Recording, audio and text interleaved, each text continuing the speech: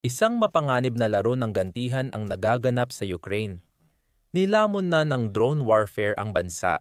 Kapag may bagong drone tactic ang Ukraine, gumaganti ang Russia at sumasagot muli ang Ukraine. At ganoon na nga, bawat bansa ay sinusubukang higitan ang isa't isa. Pero nanalo lang ang Ukraine sa laro.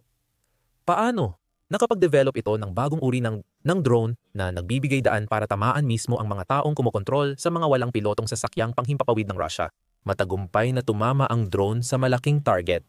Hinabol ng Ukraine ang elite na unit ng Russia at sumunod ang napakabrutal na pangyayari. Isa iyon sa pinakakinatatakutang unit ng Russia. Ang Rubicon, kilala ring sentro para sa advanced na walang tauhang teknolohiya, ay nabuo noong Agosto 2024 at ito ay dalubhasa sa uri ng drone warfare na ginamit ng Ukraine ng epektibo laban sa mga puwersa ng Russia. Sa madaling salita, ang unit na ito ang sagot ng Russia sa mga drone ng Ukraine at naging kapansin-pansin ang bisa nito sa maikling panahon ng pag-iral nito. Ilang mga outlet ang nagsabi nito, kabilang na ang Forbes. Noong Setyembre 3 ayon sa mamamahayag ng Forbes na si David Kirichenko, ang Rubicon ay isa sa pinaka-epektibong puwersa ng Russia sa frontline. Dahil sa pinalawak ng Russia ang sona ng pagpatay, naging bangungot ito para sa Ukraine. Dahil sa Rubicon, madalas naaantala ang lohistika ng Ukraine dahil sa mga drone ng unit na nagpapahirap lumapit sa puwersa ng Russia. Ang mga operator ng Rubicon ay nagtatrabaho sa likod ng mga linya ng labanan. Kailangan ng Ukraine ng sandata para atakihin sila. Ngunit ang karaniwan nitong mga drone ay hindi sapat para sa trabaho. Ayon kay Kirichenko, ang Rubicon ang pangunahing dahilan ng kakulangan ng Ukraine sa mga truck at armadong transportasyon. Madaming sasakyan ang nasisira ng Rubicon drones tuwing supply run. Ibig sabihin ginamit na rin ng Russia ang matagal ng taktikang epektibo sa Ukraine. Lumalaki rin ang Rubicon. Ayon kay Maria Belinska, ang pinuno ng Victory Drones Project ng Ukraine. Nagpaliwanag siya sa Telegram. Galing sa unit na daan-daan, dumami sila sa libo-libo para sakupin ang buong front. Sa Taglagas, may 5,000-6,000 espesyalista na kumpletong kagamitan at maayos na magkakatuwang na crew. Lahat ng nakakakilala kay Rubicon ay nagkakaisa sa isang bagay. Napaka-epektibo nito. Taglagas na, kaya libo-libong drone operator ni Rubicon ang nagtatrabaho sa Ukraine. Iniulat ng Radio Free Europe, Radio Liberty, ang elite drone unit ng Russia na kilala sa pagiging lihim, epektibo, at sistematiko. Sinabi nitong unang gawain ni Rubicon ay magbigay ng drone support sa Kursk. Matapos ang kontra-inbasyon ng Ukraine sa oblast ng Russia noong Agosto 2024. Matagal bago nangyari, pero dahil sa Rubicon at libu-libong sundalo, napaalis nila ang Russia sa Kursk noong Marso. Sila ang pangunahing dahilan kung bakit nagawang mabawi ng Russia halos lahat ng Kursk Oblast noong Pebrero at Marso, ayon kay Rob Lee, isang military analyst ng Foreign Policy Research, sa panayam ng Radio Free Europe/Radio Liberty noong Setyembre. Ayon kay Belinska, ang Rubicon ay isa sa pinakamagagaling na teknolohikal na unit ng Russia at patuloy itong pinopondohan ni Putin para palakasin. Ikinukwento namin ito upang bigyang din ang punto. Lubhang delikado ang Rubicon, kaya hindi dapat hayaang ipagpatuloy ng Ukraine ang operasyon ng unit nito gaya ng dati. Ang kakayahan ng Rubicon na gumawa ng kill zone at guluhin ang lohistika sa likod ng depensa ay humadlang sa Ukraine na epektibong ipagtanggol ang sarili o magsagawa ng kontra-atake laban sa Russia. Walang silbi ang subukang pabagsakin ang mga first-person view o first-person view drone na pinapatakbo ng Rubicon. Parang drone. Laging may pumapalit agad kapag may nasira. Dapat hanapin at pabagsakin ng Ukraine ang mga operator ng Rubicon. Dahil kapag sila ay nawala, hindi na makakalipad ang mga drone. At ito rin ang ginawa ng Ukraine noong unang Nobyembre. Noong ika-4 ng Nobyembre, ang Pangunahing Direktorado ng Intelihensya ng Ministry ng Depensa ng Ukraine o Pangunahing Direktorado ng Intelihensya ng Ministry ng Depensa ng Ukraine ay gumamit ng Telegram upang i-anunsyo na nagsagawa sila ng isang malakas na pag-atake laban sa punong tanggapan ng Rubicon, matatagpuan sa lungsod na pamilyar sa marami, AVDAVKA, sa isang wasak na gusali sa sinakop na Avdiivka, Donetsk, natuklasan ng mga mandirigma ng Pangunahing Direktorado ng Intelihensya ng Ministry ng Depensa ng Ukraine, ang punong tanggapan ng mga Ruso mula sa tinatawag na Rubicon Center, ayon sa pangunahing direktorado ng intelihensya ng Ministry ng Depensa ng Ukraine sa kanilang social media post. Eksperto ang Rubicon na unit sa paggamit ng unmanned systems, lalo na sa digmaang henosidyo ng Russia laban sa Ukraine. Isa ito sa pinakahandang estruktura ng hukbong pananakop ng Russia na ginagastusan ng malaking pondo ng estadong agresor. Ayon sa pangunahing direktorado ng intelihensya ng Ministry ng Depensa ng Ukraine, nang matukoy na ang angkop na target, iisa na lang ang natitirang gawin ng Ukraine. Atakehin ito at ginawa nila ito sa napakabrutal na paraan. Gaya ng ilang ulit na nilang ginawa noon sa kanilang digmaan laban sa Russia. Nagpakawala ang Ukraine ng napakaraming drone sa Rubicon Command Post na natuklasan nila sa Avdiivka. Ayon sa Kiev Post, direktang tinamaan ng mga drone ang gusali na gamit ng Rubicon operators para ipagtanggol ang Russia sa Avdiivka at suportahan ang tropa sa Donetsk na nagdulot ng bahagyang pagkawasak. Maliban sa pagsira ng gusali, napatay rin ng Ukraine ang ilang opisyal at sundalong Ruso. Ayon sa UKR Inform, hindi sila makapagbigay ng dagdag detalye. Wala pang iniulat ang Ukraine na eksaktong bilang ng namatay sa drone attack sa Rubicon facility. Posibleng kahit kaunting opisyal lang ang matanggal, ay mahina na ang operasyon ng Rubicon sa Kidonets. Pero sandali lang, kanina, sinabi namin sa inyo na ang mga karaniwang drone ng Ukraine ay hindi sapat para sirain ang mga pasilidad o operator ng Rubicon. Ganyan ang kalagayan ng first-person view drones ng Ukraine. Ang first-person view drones ay dinisenyo para umatake sa mga puwersa at gamit ng Russia sa harapan. Kaya kulang ang abot nila para makapasok sa mas malalim na linya ng labanan. Kahit ang pinakamagagaling sa kanila ay kayang bumiyahe lamang ng hanggang 20 kilometro o mahigit 12 milya. Ayon sa The New Voice of Ukraine noong Abril, matalino ang mga operator ng drone ng Rubicon na itayo ang punong himpilan nila sa labas ng abot ng ganitong mga drone. Kahit maraming long-range drone ang Ukraine, magagamit nila ito sa pag-atake ng mga pasilidad sa likod ng frontlines. Ipinapareserba nila ang mga drone para magdulot ng pinakamalaking pinsala sa Russia. Hindi naging option para sa Ukraine ang first-person view o long-range drones noong Nobyembre 4, pero buti na lang hindi nila ito kinailangan. Inatake ang Avdiivka Rubicon gamit ang bagong Ukrainian drone. Ayon sa pangunahing direktorado ng intelihensya ng Ministry ng Depensa ng Ukraine sa kanilang Telegram post, gamit ang koordinada ng kalaban. Inakay ng mga espesyalista ng pangunahing direktorado ng intelihensya ng Ministry ng Depensa ng Ukraine, ang FP, 2 na walang piloto at may 100 at 5 Agshi warhead papunta sa puwersa ng Russia sa masisikip na urban na lugar. Ayon sa pangunahing direktorado ng intelihensya ng Ministry ng Depensa ng Ukraine, ang FP, 2 ang pangunahing punto mula sa pahayag na iyon. Ang nakakakilabot na drone ay nagbigay sa Ukraine ng kakayahang lampasan ang inaasahan kahit ni Rubicon. Ang FP-2 drone ay gawa ng Firepoint, kumpanyang Ukrainian na gumawa rin ng Flamingo missiles na ginagamit ng Ukraine laban sa Russia. Ang drone ay kasunod ng FP-1 ng kumpanya, pero hindi ito direktang upgrade. Sa halip, dinisenyo ng Firepoint ang FP-2 upang mag-alok ng alternatibo sa FP-1. Kayang tamaan ng Russia ang mga target sa katamtamang distansya. Mga target gaya ng Rubicon facility na nadiskubre ng Ukraine noong Nobyembre sa isang medium post kung saan sinusuri niya kung ano ang iniaalok ng FP. 2, ibinahagi ni Ryder Blackthorne ang ilan sa mga kahanga-hangang detalye ng drone. Inulit niya ang sinabi ng pangunahing direktorado ng intelihensya ng Ministry ng Depensa ng Ukraine na kaya ng bagong drone magdala ng 100 at 5 kilogram na warhead katumbas ng 200 at 30 libra. Mas mabigat yon kaysa sa warhead na kayang dalhin ng isang first-person view drone. Ginagawa nitong kayang sirain ng FP. 2 ang mga gusali at buong puwersa ng tropa.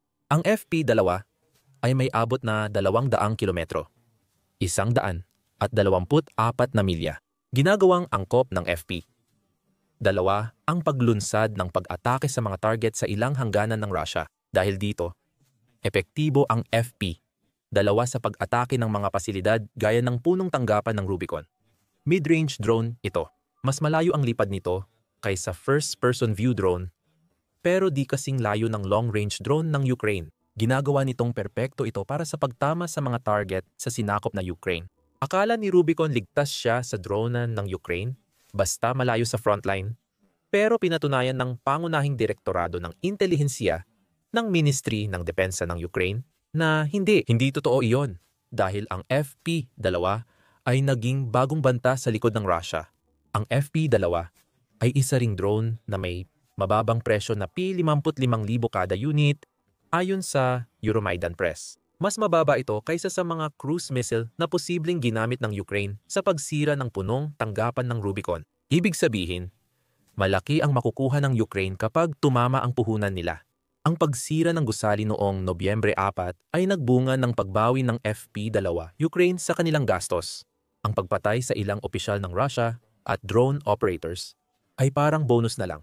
Lalong masasaktan ang Rubicon sa pinakabagong pag-atake ng pangunahing direktorado ng intelihensya ng Ministry ng Depensa ng Ukraine dahil sa isang kawili-wiling dahilan. Tinamaan na ng Ukraine ang base ng Rubicon gamit ang FP-2 na nagpapakitang wala pang sagot ang Rubicon sa mid-range drone ng Ukraine.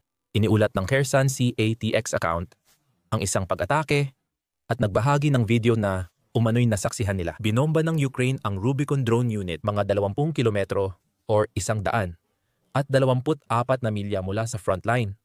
Gumamit ito ng first-person view drone. Ang 45 segundo ng footage ay napaka-interesante panoorin dahil makikita natin kung ano ang itsura ng isang FP-2 habang ito ay lumilipad. Ang drone, nakahawig ng isang maliit na eroplano, ay biglang umarangkada at lumipad papunta sa gabi.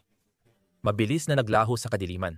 Pagdating ng 10 segundo, naging drone shot na ang tanawin. Oo, gaya ng first-person view drones ng Ukraine, nagbibigay rin ang FP-2 ng real-time na video ng nasa harapan nito. Perpekto ito sa mano-manong pagpapalipad ng drone. Nagbibigay kakayahan sa mga piloto ng Ukraine. Pinapakita ng itim at puting video ang nakikita ng FP-2 habang lumilipad para matiyak ang tamang direksyon nito sa target. Tumutok ang drone sa target na napalilibutan ng puno at saglit na nakita ang bubong ng gusali habang bumababa ito. Pagkatapos, nawala ang signal ng drone. Pero alam natin ang sumunod na nangyari. Nagbago ang video sa view ng reconnaissance drone na lumilipad sa taas ng target ng Ukraine. Dahil sa drone na ito, kaya natin nakita kung gaano kalaki ang pagsabog na kayang gawin ng FP-2 habang nagliliyab ang pasilidad ng Rubicon. Hindi pa dito natapos ang Ukraine. 2 beses pa itong umatake gamit ang FP-2 drone. Lumipat ang video sa kuha ng isa pang FP-2 habang bumababa ito sa parehong target. Sandali nating nakita ang sirang bubong ng Rubicon habang bumababa ang drone pero agad ding bumalik ang viewpoint sa reconnaissance drone na nag-record ng pagsabog. Sinundan pa ito ng ibang pag-atake. Ayon kay David Axe, sa kolumniyang Trench Art noong Setyembre. Ayon kay Axe, 4 na bagong FP-2 ang bumangga sa gusaling inuupahan ng mga operator ng Rubicon habang minomonitor ng drone. Abot sa $220,000 ang halaga ng mga drone para sa isang pasilidad ng Rubicon. Hindi matutumbasan ng halaga ang pagkawala ng punong tanggapan na iyon at ng mga operator na naroon. Nagpadala ang Ukraine ng mensahe sa Rubicon noong Setyembre. May drone kami na kayang tamaan ang inyong operator. Walang halaga kung pinansin o hindi ng Rubicon ang babala. Noong Nobyembre 4 muling ginawa ito ng pangunahing direktorado ng intelihensya ng Ministry ng Depensa ng Ukraine at nasunog na naman ang punong himpilan ng Rubicon, pati mga opisyal at drone operator. Ang pag-ulit ng Ukraine ng taktika ay nagpapakita ng isa sa 2 bagay. Maaaring kulang ang Russia sa panlaban sa himpapawid para protektahan ang mahalagang unit nito laban sa mga bagong drone ng Ukraine o hindi kaya ng kanilang unit na matukoy at pabagsakin ang mga drone na iyon. Kahit ano paman, pareho lang ang resulta para kay Rubicon. Malayo nang napag-iwanan ng mga innovator ng Ukraine ang pinaka-advanced na unit ng teknolohiya ng Russia. May isa pang twist sa kwentong ito na nabanggit na natin kanina sa video. Pabayaan natin pangunahing direktorado ng intelihensiya ng Ministry ng Depensa ng Ukraine ang magpaliwanag ng twist na ito sa Telegram post nila. Pinaalalahanan ng Depensang Intelihensya ng Ministry ng Depensa ng Ukraine na para sa bawat krimeng pandigma na ginawa laban sa mga mamamayang Ukrainian, magkakaroon ng nararapat na pagganti. Sabi ng pangunahing direktorado ng intelihensiya ng Ministry ng Depensa ng Ukraine, inanunsyo nila ang pag-atake noong Nobyembre. Sapat na para sa Ukraine na pabagsakin ang punong tanggapan ng Rubicon kahit saan ito sa sinakop na Ukraine. Pero lalong naging matamis para sa Ukraine ang pag-atake noong Nobyembre dahil naibigay nito ang isang bagay na matagal nang hinahangad ng Ukraine ng mahigit isang taon. Ganti para sa pagkuha ng Russia sa Avdiivka. Ang labanan sa Avdiivka, Oktubre 2023, Pebrero 2024, ay naging brutal para sa magkabilang panig. Para sa Ukraine, malaking dagok ito sa depensa ng Donetsk dahil ang maliit na lungsod ay isa sa pinakamahalagang kuta ng bansa. Ang labanan ay isa pa rin sa pinakamadugo at pinakamabangis sa digmaan sa Ukraine. At sa huli, natalo ang Ukraine kahit na nakapinsala ito ng malaki sa mga puwersa ng Russia sa kabila ng pagkatalo. Ipinahayag ng Newsweek ang bagay na iyon matapos ang labanan sa pamamagitan ng isang ulat noong Pebrero 2024 na sumuri sa mga naiwang guho ng mga pagkalugi ng Russia sa lungsod. Iniulat na halos 17,000 sundalong Ruso ang namatay dahil sa utos ni Putin na sumugod sa depensa ng Ukraine sa Avdiivka. Nasa 3,000 at 1,000 pang sundalong Ruso ang nasugatan. Kaya umabot sa 47,000 ang kabuuang kaswalti sa 5 buwang labanan. Buwan-buwan, nawalan ang Russia ng halos 10,000 sundalo para maagaw ang isang lungsod sa Ukraine. Kung tama ang mga numero ng Kiev, ibig sabihin nito ay mas maraming sundalong Ruso ang napatay sa at paligid ng Avdiivka kaysa noong dekada na ginugol ng Soviet Union sa pakikipaglaban sa Afghanistan. Ayon sa ulat ng Newsweek, nagpadala ang Soviet Union ng libu-libong sundalo sa Afghanistan noong Disyembre. 1,970. Ang nagresultang labanan ay tumagal ng halos isang dekada at tinatayang umabot sa humigit kumulang 15,000 tropa ang bilang ng mga nasawing Soviet. Ang laki ng bilang ng mga namatay ay nagbunyag ng kakulangan sa taktika ni Putin. Gayunpaman, ipinakita rin nito sa Ukraine na ang Russia at ang kanilang pinuno ay kayang bumaba sa hindi inaasahang antas ng kalupitan laban sa Ukraine at maging sa sarili nilang mga sundalo para makuha ang gusto ni Putin. Ang Ukraine ay nauwiring kasing lubha ng pagkasira ng Russia dahil sa nakakatakot na labanan na ito. Iniulat ng The Guardian noong Pebrero 2024 na halos lahat ng 3,000 at 1,000 residente ng lungsod ay napilitang lumikas dahil sa labanan. Yan ay kung hindi sila napatay ng pambobomba, pag-atake, o pamamaril ng mga Ruso bago makalabas. Hindi lang sundalo ng Ukraine ang pinapatay ng Russia, pati sibilyan ay posibleng madamay sa putukan. Noong Disyembre 2023, habang kasagsagan ng labanan sa Avdiivka, inilabas ng alkalde militar ang mga bilang. Iniulat ni Vitaly Barabash na 154 na sibilyang Ukrainian ang napatay ng Russia at halos 1,000 at 200 na lang ang natira sa Avdiivka. Noong Disyembre, ang lungsod mismo ay halos tuluyang nawasak. Mas mababa ang bilang ng nawawalang sundalo ng Ukraine kaysa Russia, pero hindi rin ito nakakagulat. Hindi rin inilalantad ng Ukraine ang tunay na bilang ng nasawi nila. Sa lungsod, inaasahan ang mabigat na kaswalti. Ayon sa Washington Post, iniulat noong Pebrero 2024 na posibleng hindi ligtas na na-evacuate ng Ukraine ang kanilang tropa mula Avdiivka bago mapasok ng Russia ang lungsod. Hindi na dapat ikagulat iyon. Ayon sa mga ulat, magulo ang naging pag-atras, nataliwas sa sinasabi ng Ukraine na maayos ang naging evacuation. 7 sundalo ng Russia ang katumbas ng 1 sundalo ng Ukraine at nagpapakawala sila ng hanggang 60 glide bomb bawat araw sa Avdiivka. Malamang na libu-libong tropa ng Ukraine ang nasawi sa labanan. Ang Avdiivka ay isa sa pinakamalaking pagkatalo ng bansa sa 4 na taong digmaan laban sa Russia. Ang lahat ng iyan ay nagbabalik sa atin sa unang bahagi ng Nobyembre at sa ginawa ng pangunahing direktorado ng intelihensya ng Ministry ng Depensa ng Ukraine laban sa unit ng Rubicon na nag-ooperate sa Avdiivka. Hindi lang ito tungkol sa pagsira ng mapanganib na drone, pero mahalaga rin iyon. Pinayagan ng FP, 2 strike ng Ukraine ang bansa na makaganti sa Russia sa mga kalupitang ginawa nito sa labanan sa Avdiivka. Ngayon, gamit ang FP, 2, maaaring magsagawa ang Ukraine ng mas eksaktong mga pag-atake laban sa mga posisyon ng Russia na hindi nila kayang abutin sa pamamagitan ng paglalakad o gamit ang iba pa nilang mga sandata. Muling sumiklab ang labanan sa Avdiivka, ngunit magiging iba ito sa labanan noong huling bahagi ng 2023 at simula ng 2024. Sa FAP, 2, may hawak ang Ukraine na maaring magbago ng laro. Hindi ibig sabihin na kayang ipanalo ng FP2 mag-isa ang Ukraine. Walang sandatang kayang gumawa nito maliban sa nuclear missile na wala ang Ukraine. Ngunit tinutugunan ng FP. Dalawa ang kakulangan sa Ukraine. Ang drone ay isang matipid na sandata na kayang tumama sa mga target at mas malalim sa sinakop na Ukraine kaysa abot ng first-person view drone.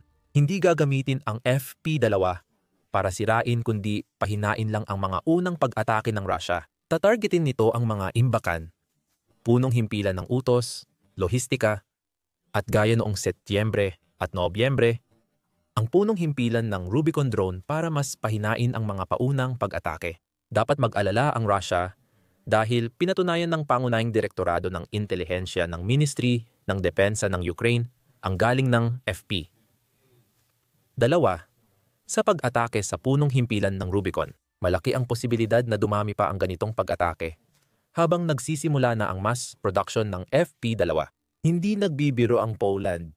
Alam nitong posibleng isunod ito sa listahan ni Vladimir Putin, kaya gusto nitong maging handa na ipagtanggol ang sarili kung kailangan. Walang iniiwang pagkakataon, mas mabilis ang kilos nito kaysa sa kalapit bansa at ginulat ang European Union sa agarang plano kontra Russia sa 2026, isang makabagong anti-drone system na maaaring gawing walang silbi ang mga Shahid swarm ng Kremlin. Walang nakakagulat na sabik ang Poland na palakasin ang depensa kahit walang malinaw na ebidensyang balak salakayin sila ng Russia sa malapit na hinaharap. Maraming mga analyst at eksperto sa buong mundo ang matagal nang may pangamba na ang mga plano ni Putin na palawakin ang kanyang impluensya ay lampas pa sa Ukraine. May mga usap-usapan at ulat na balak umano ng leader ng Russia na salakayin ang isa o higit pang bansa ng NATO na maaaring kabilang ang alinman sa 3 Baltic states, pati na rin ang mismong Poland. Hindi makatuwiran sakupin ang alinman sa mga bansang iyon dahil kabilang sila sa makapangyarihang alyansang NATO at protektado ng pinakamalakas na puwersang militar sa mundo, ang Estados Unidos ng Amerika, at iba pang malalaking puwersang militar gaya ng Pransya, Alemanya, at nagkakaisang kaharian. Gayunpaman, napatunayan ng Rusya na hindi ito laging makatuwiran at maaaring ituring ni Putin ang Poland bilang susunod na hakbang sa kanyang planong sakupin ang Europa. Tulad ng Lithuania, ang Poland ay nasa isang estratehikong lokasyon na may mahabang baybayin sa Baltic Sea. Kahangganan nito ang Belarus, malapit na kaalyado ng Rusya, at ang Russian exclave na Kaliningrad. Maaaring nais ng Moscow na pagdugtungin ang exclave at natitirang Rusya, pagkontrol sa Svolky Gap sa pagitan ng Belarus at Kaliningrad. Sa hangganan ng Poland at Lithuania, pwede ring gamitin ang exclave para sa sarili, magsimula ng atake sa Poland mula Belarus at Kaliningrad, na magpapahati sa puwersa ng Warsaw, isugal ang ganap na pagsuko. Maaaring may ibang plano ang Russia para sa Poland. Maaaring maakit si Putin sa ideya ng pagsakop ng bahagi ng Poland para gawing buffer o security zone. Halimbawa, paghihiwalay ng mga rehiyon ng Russia mula sa mga bansang NATO sa kanlurang Europa. Maaaring layunin niyang putulin ang supply ng Poland sa Ukraine at Baltico para mas madaling sakupin ang mga ito. Dahil sa pabago-bagong desisyon at magulong ugali ng leader ng Russia, hindi natin talaga alam ang iniisip niya. Pero alam ng Poland na alanganin ang posisyon nito at kailangan nitong maging handa na harapin ang totoong banta ng posibleng pananakop ng Russia sa mga susunod na taon. Isa ito sa mga dahilan kung bakit ginagawa nito ang lahat para palakasin ang depensa nito nitong mga nakaraang panahon. Nangunguna sa paggastos para sa depensa sa buong Europa at maging sa lahat ng bansa ng NATO na naglalaan ng halos 5% ng gross domestic product nito para sa military investment. Pinagsikapan ng Poland na i-upgrade ang kagamitan nito, namuhunan sa world-class na tangke, fighter jets, artillery, air defenses, at iba pang military hardware upang matiyak na kahit na mas maliit itong bansa, kaya pa rin nitong makipagsabayan sa Russia kung kinakailangan. Inilunsad din nito ang East Shield Initiative na nagpapalakas ng pisikal na harang at electronic warfare defenses sa silangang hangganan ng Belarus. Ginagawa nitong halos imposibleng hamon ang pananakop. Ngayon, may isa pa itong hakbang. Balak nilang simulan ang paggawa ng pambansang anti-drone system sa ilang buwan. Pinapalakas nito ang depensa laban sa mga drone na madalas gamitin ng Rusya tuwing gabi. para bombahin ang mga bayan at lungsod sa malalayong bahagi ng Ukraine. Mahalagang tandaan na inilabas na ng European Union ang mga plano para gumawa ng tinatawag na drone wall upang maprotektahan ang kalangitan ng kontinente noong kalagitnaan ng Oktubre. Opisyal na tinatawag na European Drone Defensive Initiative. Ang pader na ito ay isa lamang bahagi ng 5 taong roadmap ng depensa ng Europa. Kasama dito ang malawak na network ng sensor, jamming system at drone defense weapons na kayang tukuyin at pigilan ang mapanganib na drone bago makapasok sa European Union airspace. Sa pag-anunsyo ng plano, sinabi ni Pangulong Ursula von der Leyen ng European Commission, wala nang oras para mag-aksaya. Dapat nating pakinggan ang panawagan ng ating mga kaibigang Baltic at magtayo ng pader laban sa mga drone. Hindi ito isang abstraktong ambisyon. Ito ang pundasyon ng isang kapani-paniwalang depensa, isang kakayahan ng Europa na sabay-sabay na binuo, ipinatupad at pinanatili na kayang tumugon agad-agad. Malinaw ang ating layunin, ipagtatanggol ng Europa ang bawat pulgada ng teritoryo nito. Nakatakdang magsimula ang trabaho sa proyektong ito sa unang quarter ng 2026 na may planong maging ganap na operational pagsapit ng katapusan ng 2027 at may tiyak na deadline ng pagtatapos sa katapusan ng 2028. Ang anunsyo ay kasunod ng sunod-sunod na paglusob ng Russia sa himpapawid ng European Union, kabilang ang mga drone at fighter jet na tumawid sa hangganan ng Poland, Estonia, Romania at iba pa. Malakas ang suporta ng Poland at bansang Baltiko sa plano, habang ang iba ay mas pesimistiko at kritikal. Sinabi ni Pangulong Emmanuel Macron ng Pransya na hindi praktikal ang proyekto dahil sa mahigit 1,800 milya o 3,000 kilometro ng silangang hangganan ng Europa. Pinuna rin ni Ministro ng Depensa ng Alemanya na si Boris Pistorius ang inaakalang bisa ng plano. Iginiit niyang mas may mahahalagang pangangailangan ang European Union na dapat pagtuunan, tulad ng depensa laban sa mga drone, ngunit hindi sa pamamagitan ng isang drone wall. Maaaring pinapansin ng Poland ang mga kritikong iyon, o baka naman may sarili itong mga lihim na pag-aalinlangan tungkol sa inisyatiba. Kahit ano paman, maaari sana nitong piniling maghintay at tingnan kung gaano kaepektibo ang proyekto kapag nagsimula na ang trabaho. Sa unang bahagi ng 2026, sa halip, pinili nitong gumamit ng ibang paraan at kinuha sa sarili ang aksyon sa pamamagitan ng paglulunsad ng sarili nitong anti-drone na inisyatiba. Ibinunyag ni Deputy Defense Minister Cezary Tomczyk ang matapang na plano ng Poland sa panayam sa Bloomberg News. Nagkomento si Tomczyk sa drone war ng European Union. Sang-ayon kami sa ideya ng pagpapalakas ng depensa ng kalangitan sa buong European Union at handa kaming isaalang-alang ang mga panlabas na panukala o solusyon. Prioridad namin ang pambansang proyekto.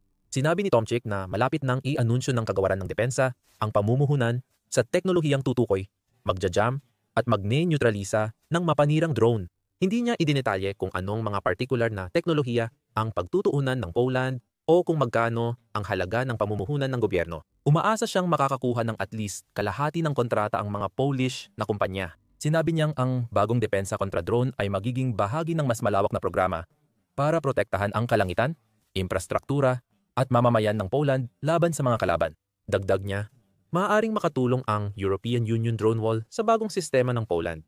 Lubos naming gagamitin ang panlabas na kagamitan, lalo na sa pondo. Sinabi ni Tomczyk na gagamitin ng pamahalaan ng Poland ang bagong Safe Defense Loan Program ng European Union para pondohan ang drone shield nila.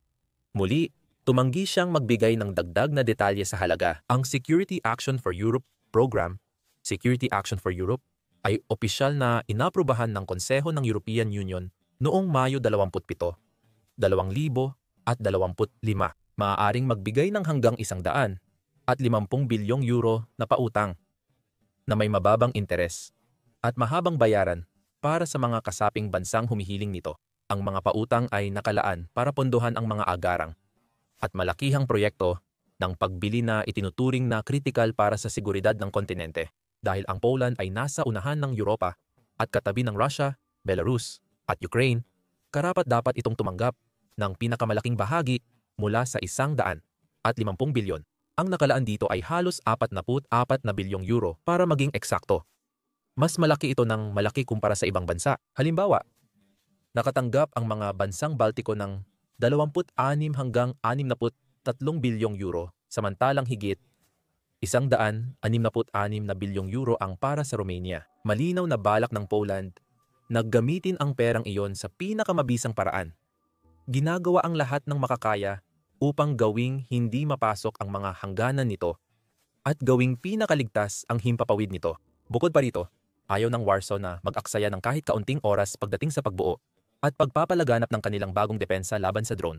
Sabi ni Tomczyk, umaasa ang gobyerno na magiging handa at gumagana ang sistema sa loob ng 3 buwan mula sa mga anunsyong ito. Inaasahang matatapos ang anti-drone na sistema sa loob ng 2 taon.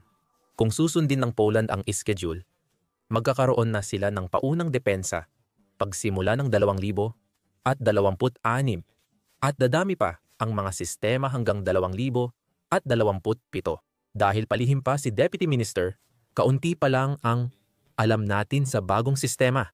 Gayunpaman, nagbigay ng pahiwatig si Tomczyk na ito ay magiging isang multi-layered na defense network na binubuo ng iba't ibang kagamitan para una ay matukoy at makilala ang mga drone at pagkatapos ay sirain ang mga ito. Dapat komprehensibo ang isang sandata laban sa drone. Dapat itong binubuo ng iba't ibang sensors at effectors na sabay-sabay na gumagana. Una ay tinutukoy at kinikilala ang mga bagay at pagkatapos ay dineutralize ang mga ito. Kinumpirma rin niya na ang bagong drone initiative ng Poland ay magiging dagdag na layer sa lumalawak at komplikadong air defense network ng bansa. May mga long at medium range system na ngayon para depensahan laban sa helicopter, drone, jet at cruise missile. Hindi lang pinapalakas ng Poland ang depensa laban sa drone, nag-i-invest din sila sa paggawa ng sariling drone army para sa kontra o operasyon laban sa mananakop. Noong Hulyo, sinabi ng Polish Defense Ministry na gagastos sila ng 200 milyong zloty, dolyar 500 at 42 milyon sa combat at training grounds bago matapos ang 2025. Ayon kay Tomczyk, pinapakita ng paggamit ng mga Ruso at Ukrainians ng unmanned weapon system ang bagay na iyon. Dapat gawing prioridad ang pagpapalakas ng ating kakayahan sa larangang ito. Sa lahat ng aspeto ng aktibidad, sa himpapawid, sa lupa, at sa dagat. Walang balak ang Poland na manatiling walang ginagawa. Panoorin ang mangyayari at umasa na gumanda ang sitwasyon sa Europa. Naghahanda ito para sa pinakamasamang posibleng mangyari at tama lang na gawin nila iyon. Patuloy ang agresyon ng Rusya sa pag-atake sa Ukraine araw-araw. Gamit ang drone, misil, at mga umaatake, at walang senyales ng paghinto. Bagamat ang direktang pag-atake sa isang bansa ng NATO ay magiging malaking paglala ng sitwasyon, hindi ito imposibleng mangyari at matagal nang tinutukso at sinusubok ng Kremlin ang silangang hangganan ng Europa. Ang pagpasok ng drone sa Poland noong Setyembre ang pinakamalaki at pinakanakabahalang halimbawa nito dahil may 19 to 23 drone na tumawid sa Ukraine at pumasok sa himpapawid ng Poland. Agad tumugon ang Poland at ilang kaalyado sa NATO sa pagpapadala ng fighter jet para subaybayan at pabagsakin ang mga drone. Pero hindi naman naging ganoon kaepektibo ang naging tugon. Para sa panimula, 4 lang sa mga drone ang napabagsak gamit ang mamahaling interceptor missile. Nagkaroon din ng hindi kinakailangang pang pinsala dahil ang isang missile, isang AIM, 100 at 20 AMRAM na pinaputok ng Polish F-17 fighter ay hindi tumama sa target at bumagsak sa isang residential na gusali. Nasira ang bubong ng bahay pero sa kabutihang palad ay hindi sumabog sa pagbangga. Ipinakita ng insidente ang kahinaan sa depensa ng himpapawid ng Poland pero gumawa na ng hakbang ang bansa at mga kaalyado para ayusin ito. Pinalakas ng Poland ang trabaho sa East Shield National Defense Initiative na inilunsad ng kanilang pamahalaan noong 2024 bilang tugon sa lumalalang agresyon ng Russia at Belarus. Isa ito sa pinakamalaking at pinakamahalagang pamumuhunan sa seguridad at depensa ng hangganan ng Poland mula ikalawang digmaang pandaigdig. Ang East Shield ay aabot sa tinatayang dolyar 255 bilyon ang gastos kapag natapos na ang lahat ng kinakailangang trabaho. Layunin nito na palakasin ang seguridad ng hangganan sa pamamagitan ng pagtatayo ng infrastruktura, mga pisikal na harang, anti-tank na hadlang, minahan, bakod, bunker, tulay, at paggamit ng electronic warfare, surveillance, anti-drone network, radar, at artificial intelligence. Powered early warning systems para magbantay sa hangganan laban sa banta ng pag-atake o pananakop. Maglalabas ng babala para makalipad agad ang mga jet ng Polonya, ma-activate ang air defense, at makapaghanda sa depensa. Makikinabang ang Polonya sa Operation Eastern Sentry ng NATO na sinimulan noong Setyembre, 12 araw, matapos pumasok ang drone ng Rusya sa Polonya. Ang layunin ng inisyatibong ito ay palakasin ang kakayahan ng NATO na magdepensa sa himpapawid, sa dagat, at sa lupa sa buong silangang bahagi ng Europa. Sinisiguro nitong mas handa ang bansa sa anumang susunod na pagpasok o pag-atake ng drone, jet, missile ng Rusya o ibang kaaway. Ilan sa mga bansa sa alyansa ay nangakong magbigay ng kagamitan tulad ng 2 F-16 at isang frigate mula Dinamarca, 3 Rafale jets mula Pransya, at 4 Eurofighter mula Alemanya. Nagkasundo ang mga bansa na magsani-puwersa sa pagbabantay ng himpapawid ng mga bansang nasa silangang hangganan. Imbes na bawat isa lang ang may pananagutan sa sarili nilang himpapawid. Sa pag-anunsyo ng inisyatibong ito, sinabi ni Kalihim General ng NATO na si Mark Rutte na ang kawalang ingat ng Rusya sa himpapawid sa silangang bahagi natin ay palala ng palala ang dalas. May mga drone na lumabag sa ating himpapawid sa Romania, Estonia, Latvia at Lithuania. Mapanganib at hindi katanggap-tanggap ito. Handa kaming ipagtanggol ang bawat pulgada ng teritoryo ng mga kaalyado. Itinatag namin ang Baltic Sentry ngayong taon para protektahan ang mahalagang infrastruktura laban sa walang ingat na pag-uugali sa Baltic Sea. Narito kami ni General Grinkovich upang i-anunsyo ang paglulunsad ng NATO ng Eastern Sentry para palakasin ang depensa sa silangan.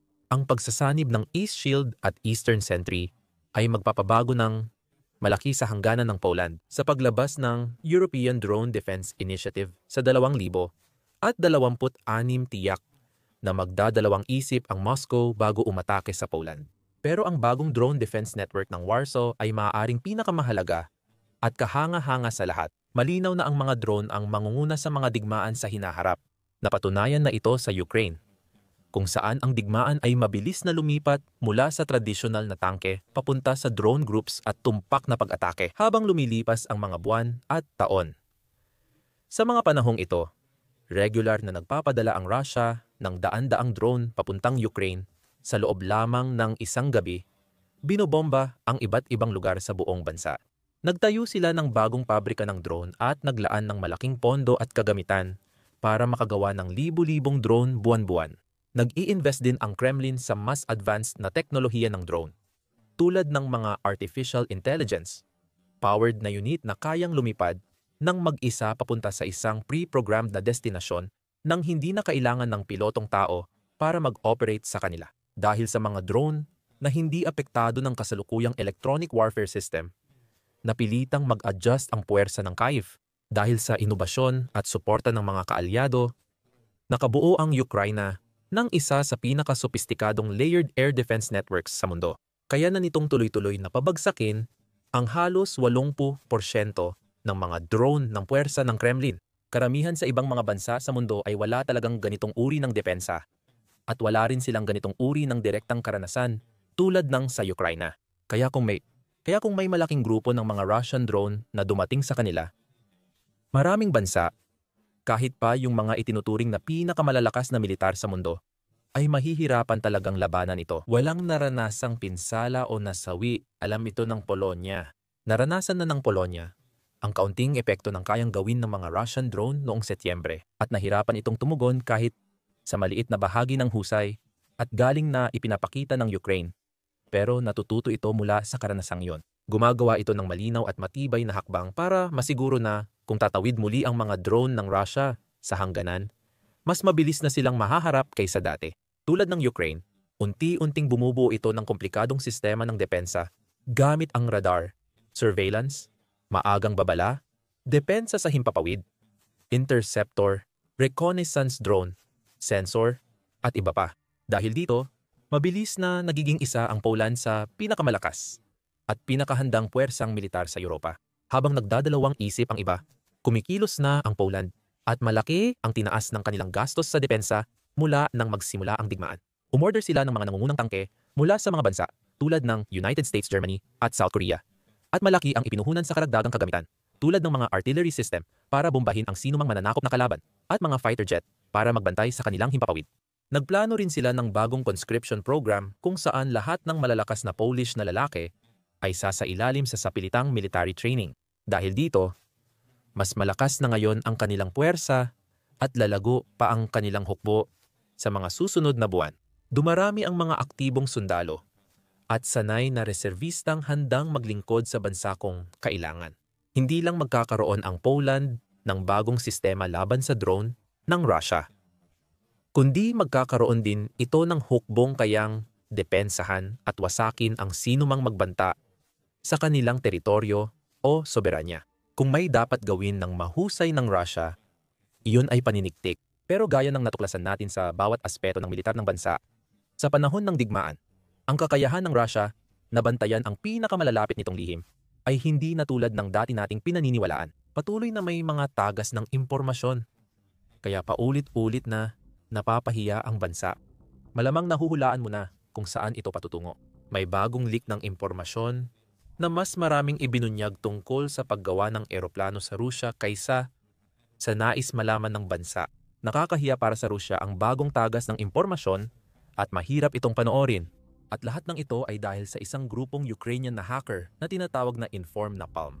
Noong Nobyembre 4, inanunsyo ng Inform Napalm, isang volunteer intelligence community, sa kanilang website na natapos nila ang isang komplikadong pag-hack laban sa malaking kumpanyang Ruso. Ang operasyong iyon, kasama ang Phoenix Cyber Analytics Center, ay tumarget sa Russian Experimental Design Bureau of Motor Engineering. Experimental Design Bureau of Motor Engineering. Inilalarawan ng Inform Napalm ang Experimental Design Bureau of Motor Engineering bilang isang kumpanyang gumagawa ng mga bahagi para sa mga eroplanong Ruso at spacecraft na nagbibigay ng ideya kung ano ang kanilang natuklasan sa kanilang pag-hack. Ang Experimental Design Bureau of Motor Engineering ay malaking kumpanyang may hawak ng sensitibong kagamitan ng Russia. Dapat sana ay mayroon itong pinakamagandang cybersecurity na kayang ibigay ng Russia. Pero kahit anong seguridad ang meron ito, nauwi lang sa wala. Sabi ni Inform, napasok ni Napalm ang mga sistema ng Experimental Design Bureau of Motor Engineering at nakuha ang sensitibong dokumento. Sapat na sana iyon para mapahiya ang Russia. Ang pagkabigong mapanatili ang seguridad sa ganitong kalaking antas ay nagpapakita na hindi sapat ang ginagawa ng Russia para protektahan ang sarili laban sa mga hacker ng Ukraine. Lalong napapahiya ang Russia dahil sa mga dokumentong nakuha ng Inform Napalm na nagpapakita ng laki ng epekto nito. Nagsisimula ng humina ang military-industrial complex ni Vladimir Putin dahil sa bigat ng mga parusa ng kanluran. Paano natin nalaman? Inilathala ng Inform Napalm ang lahat ng kanilang natuklasan. Naghatid ang United 24 Media ng buod ng mahahalagang natuklasan ng grupo ng hacker. Sinasabi nito na nagawang makuha ng Inform Napalm ang maraming internal na liham ng Experimental Design Bureau of Motor Engineering na may kaugnayan sa pagbuo at paggawa ng pinakabagong Su-57 fighter jets ng Russia. Kasama rin ang PACDA Poslanik strategic bomber na idinisenyo para palitan ang karamihan sa lumang nuclear bomber ng Russia. At hindi lang iyon. Bagamat ngayon lang natin alam ang tagumpay ng hacking na ito, ibinunyag ng United 44 Media ang mga dokumento. Matagal nang hawak ng puwersa ng depensa ng Ukraine at mga kaalyado ang mga dokumentong inilantad ng Inform Napalm. Ilang buwan nang ipinagmamalaki ni Putin ang lakas ng Russia sa mga bagong eroplanong ito. Matagal nang alam ng kanluran na kadalasan puro kayabangan ang mga sinasabi niya. Simulan natin sa PACDA. Hindi ito lihim na proyekto na ayaw ng Russia. Malaman ng iba ang PACDA malayo dito. Alam na natin ang bagong bomber ng Russia mula Nobyembre 2024 ng unang iniulat ito ng national interest. Umaasa ang Russia na matapatan ang mga stealth bomber ng Amerika gaya ng B-2 Spirit at B-21 Raider gamit ang PACDA. Layunin nitong gamitin ang eroplano na subsonic ang bilis at mababa ang radar profile para maabot ang target ng hindi umaasa sa supersonic na bilis. Pero tinutukoy na ng national interest ang mga problema sa PACDA isang taon bago natin nalaman ang tungkol sa bagong leak. Ayon sa outlet, mas madaling sabihin kaysa gawin ang plano ng Russia na gumawa ng bomber na katapat ng B-2. Hindi maganda ang track record ng mga Ruso sa paggawa ng mahusay na stealth aircraft. Ang Su-57 tanging stealth fighter ng Russia ang may pinakamahinang stealth performance sa lahat ng stealth fighters. Babalikan natin ang Su-57 mamaya sa video. Sa ngayon, ang PACDA ay inaasahang magiging game changer para sa strategic bomber fleet ng Russia. Kung matutupad ng eroplano ang inaasahan, nais ng Russia na simulan ang mass production ng PACDA bombers sa 2027. Mukhang masyadong optimistiko ang timeline na yon kahit noong Nobyembre 2024 pa lang. Mas naging optimistiko tayo dahil sa mga natutunan mula sa informed napalm hack. Ibinunyag ng grupo na nakuha nila ang mga technical na dokumentong may kaugnayan sa paggawa ng mga bahagi, tinatawag na alinman sa 80 RSH, 115 o 80 RSH ng susunod na henerasyon ng bomber ng Rusya. Ang paggamit ng mga titik na RSH ay nagpapahiwatig na ang mga bahaging ito ay mga geared hinge na ginagamit bilang bahagi ng hydraulic drive na nagbubukas at nagsasara ng bombay ng PACDA. Mahalaga ito dahil kung di mabubuksan ang bombay ng eroplano, di mailalabas ang mga bomba ng PACDA. Ayon sa Informed Napalm Leak, palihim na gumagawa ang Experimental Design Bureau of Motor Engineering ng mga hinge para sa Russian aeroplano manufacturer na Tupolev. Ipinakita ng mga dokumento na ang produksyon ng Experimental Design Bureau of Motor Engineering ay mula 2,000 at 24 hanggang 2,000 at 27 eksaktong tugma sa deadline na ng Russia na 2027 para simulan ang mass production ng PACDA. Ano ang problema? Ipinaliwanag ito ng United 24 Media. Ayon sa ulat, may kontrata ang Tupolev at Experimental Design Bureau of Motor Engineering na ginawang lihim ang mga detalyeng ito at maaaring tapusin kung may paglabag sa kumpidensyalidad. Ito ang ginawa ng Inform Napalm. Alam na nila ngayon ang lahat tungkol sa bisagrang gawa ng Experimental Design Bureau of Motor Engineering para sa Tupolev, pati na ang mga disenyo at litratong nagpapakita ng paggana nito. Lahat ng ito ay dapat sanay lubos na lihim. At ang pagkalantad ng impormasyong ito, ang malamang na pinagmulan ng paglabag sa pagiging kumpidensyal na maaaring magdulot sa Tupolev na kanselahin ang kontrata nito sa Experimental Design Bureau of Motor Engineering. Kapag nangyari yon, maaapektuhan ang Experimental Design Bureau of Motor Engineering bank balance. Ngunit mas nakakabahala para sa Russia na kailangan pang humanap ng Tupolev ng ibang kumpanya na magdidisenyo at gagawa ng mga bisagra na kailangan nito para sa PACDA. Nilalagay ni Tupolev ang sarili niya sa isang posisyon kung saan kailangan niyang gumawa ng mahirap na desisyon. Magpapalit ba ng manufacturer na magdudulot ng delay dahil kailangang idisenyo muli ang mga pyesa ng Experimental Design Bureau of Motor Engineering o mananatili sa disenyo ng Experimental Design Bureau of Motor Engineering? Alam na ng Ukraine at mga kanluraning kaalyado kung paano gumagana ang bomb bay ng PACDA, kaya alinman sa dalawang opsyon ay hindi pabor kay Tupolev. Para sa Experimental Design Bureau of Motor Engineering, hindi pa rin natatapos ang problema dahil posibleng mawala ang kontrata nila kay Tupolev. Tandaan ang Su-57 ng Russia dahil babalikan natin ang sinasabing ikalimang henerasyong fighter na iyon. Ayon sa United 24 Media Base sa mga dokumento, kinontrata rin ang Experimental Design Bureau of Motor Engineering para gumawa ng katulad na bahagi para sa PACDA para sa weapons bay ng Sukhoi. 57 ang bahaging ito ay tinatawag na RSH, 65 at isa itong gearbox joint system na ginagamit sa loob ng weapons bay actuators ng Sukhoi, 57. Ibinunyag ng leak na ito na ang Experimental Design Bureau of Motor Engineering ay kasali sa mga proyekto sa ilalim ng mga utos ng depensa ng Estado ng Russia. Dagdag pa ng United 24 Media. Dahil sa Inform Napalm, nalaman ng lahat ang detalye ng kontrata at presyo ng mga bahaging ito. Mga ulat na nagpapakita ng gastos ng Russia para mapanatiling maayos ang weapons bay ng Sukhoi, 57. Sa ganun, mukhang kumpleto na ang kahihiyan ng Russia. Alam na ng Ukraine at mga kaalyado nito ang maraming detalye tungkol sa dalawang advanced na eroplano ng Russia. Kasama rito ang detalye ng mahahalagang bahagi at ng kumpanyang gumagawa nito. Ang malaman pa lang kung anong kumpanya ay sapat ng makasira dahil nagbibigay ito sa kanluran ng isang entidad na pwedeng pagtuunan, gaya ng ipapakita pa namin mamaya sa video. Ang pagtagas na ito ay malaking yaman para sa Ukraine at matinding kahihiyan para sa Russia dahil muli itong nabuking. Tinutulungan ng Russia ang mga kumpanya nitong umiwas sa parusa.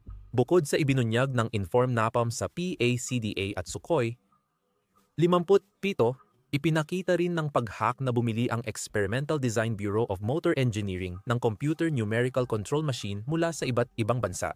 Kasama sa mga makinang ito ang Hartford HCMC, 100, at 10 AG at John Ford SL, 50, na parehong gawa sa Taiwan.